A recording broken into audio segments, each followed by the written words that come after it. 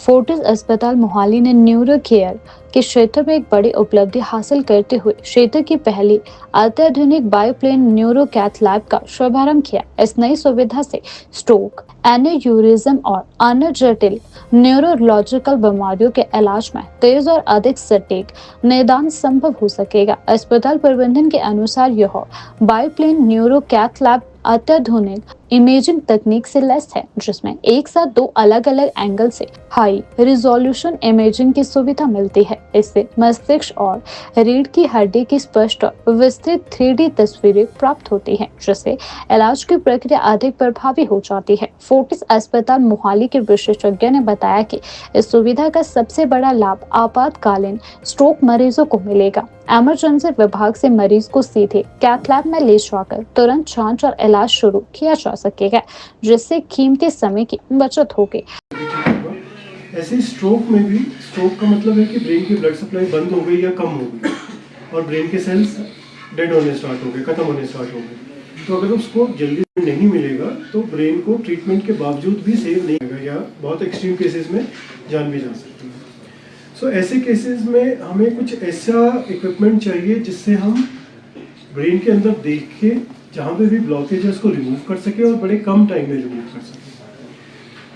जब भी कोई स्ट्रोक का पेशेंट हॉस्पिटल में आता है, जनरली किसी भी हॉस्पिटल में, अगर जैसे शिमला की बात करें, अगर आईजीएमसी जाएगा या पीजीआई की बात करूँ, किसी भी हॉस्पिटल में जाएगा तो पहले इमरजेंसी में जाएगा। इमरजेंसी में कोई लोग डॉक्टर्स उसको देखेंगे, सस्पेक्ट करेंगे कि स्ट्रोक है। उसको बाद सीटी या एमआरआई करने जाएगा, दिमाग का स्कैन करके अंदर से देखेंगे क्या है।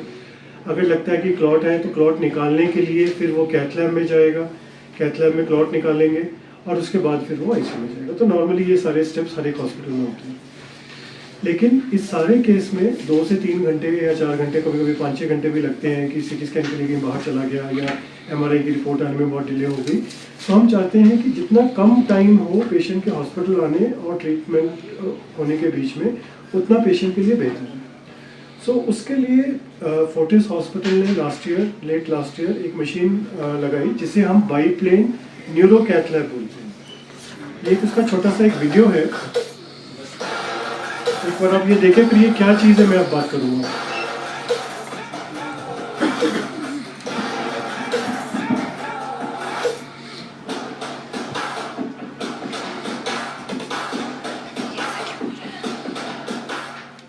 ये जो मशीन है ये ब्रेन के अंदर देख सकती है 2 अलग अलग डायरेक्शन से, फ्रंट से और साइड से। तभी इसका नाम है बाईप्लेन। बाई होता है 2, प्लेन होता है कि 2 एक्सरे ट्यूब्स हैं इसमें।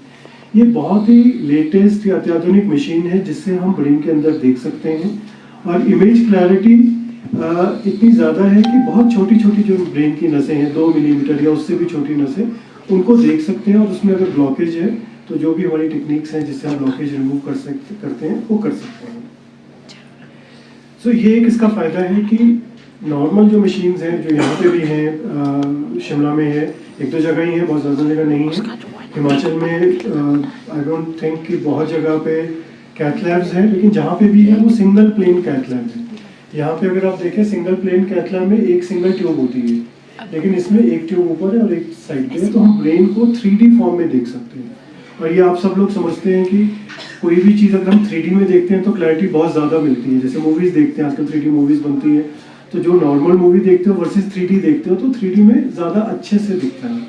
वो हम ब्रेन के अंदर अब देख सकते हैं। ये एक इसका बड़ा फ़ायदा है। और क्योंकि हमें अच्छा दिखता है तो हम फास्टर ट्रीट कर सकते हैं। तो ब्रेन ट्रीटमेंट जो पहले 1 घंटे में होती थी, अब वो 15 मिनट या 20 मिनट या आधे घंटे में की जा सकती है। दूसरा इसका एक मेजर बेनिफिट है कि स्ट्रोक के पेशेंट को हम डायरेक्टली कैथ लैब ले जा सकते हैं या एंजियोस्यूट ले जा सकते हैं। इसमें जो एक स्टेप है कि सीटी स्कैन करना पड़ता है, बीच में एमआरआई करनी पड़ती है, वो हटा सकते हैं। क्यों हटा सकते हैं? क्योंकि इसके अंदर ही इस तरह से सीटी स्कैन भी हो सकता है। ये जो आपको स्कैन एक चल रहा है साइड पे, ये एक सीटी स्कैन की इमेजेस हैं। अगर आपको मेडिकल इमेजेस आपने कभी देखी हो तो सीटी स्कैन ऐसा दिखता है। तो ये सीटी स्कैन एक सीटी स्कैन मशीन में नहीं किया गया, ये सीटी स्कैन इसी मशीन में जो ये बाईप्लेन कैथ लैब है उसके अंदर है। इसका मतलब ये कि मरीज को अगर स्ट्रोक है और वो हॉस्पिटल पहुंच जाता है, हम सीधा इमरजेंसी से उसको इस मशीन पे ले जाते हैं, वहीं सीटी स्कैन करते हैं, देखते हैं ब्रेन में ब्लीडिंग है, ब्लॉकेज है, ट्यूमर है, क्या जो भी चीज़ है, और अगर ब्लॉकेज है तो वहीं से सर्जरी स्टार्ट कर सकते हैं। इसमें पेशेंट को इमरजेंसी से रेडियोलॉजी, रेडियोलॉजी से इमरजेंसी, फिर इमरजेंसी से कैथ लैब, ये सारा प्रोसेस जो है खत्म हो जाता है। इसको हम बोलते हैं direct to cath lab. Patient emergency में आया और विद इन 10-15 मिनट एक बार प्राइमरी असेसमेंट उसकी हो गई तो सीधा कैथ लैब लेके गए, इस एडवांस मशीन पे लेटाया, सीटी स्कैन किया, उस पर स्ट्रोक कंफर्म किया और उसको ट्रीट कर दिया। दूसरा इसका मेजर एडवांटेज है क्लैरिटी। अगर आप थोड़ी लाइट ज़्यादा है यहाँ पर फिर भी आपको दिखेगा, ये जो वाइट वाइट चीज़ें दिख रही हैं ये सारी नसें हैं। जो राइट साइड की इमेज में वाइट चीज़ें दिख रही हैं ये सारी नसें हैं, और ये जो ब्लैक चीज़ दिख रही है ये वायर्स या स्टेंट है जो हम ब्रेन के अंदर लेके जा रहे हैं। ये सारा ब्रेन है पूरा। तो ये ब्लैक चीज़ आपको मूव करती हुई दिख रही है। आप तो नॉन मेडिकल है पर फिर भी अंदर वो दिख रही है, नसें भी दिख रही हैं और ब्लैक चीज़ जो कि हमारा हार्डवेयर या वायर्स है वो दिख रही हैं।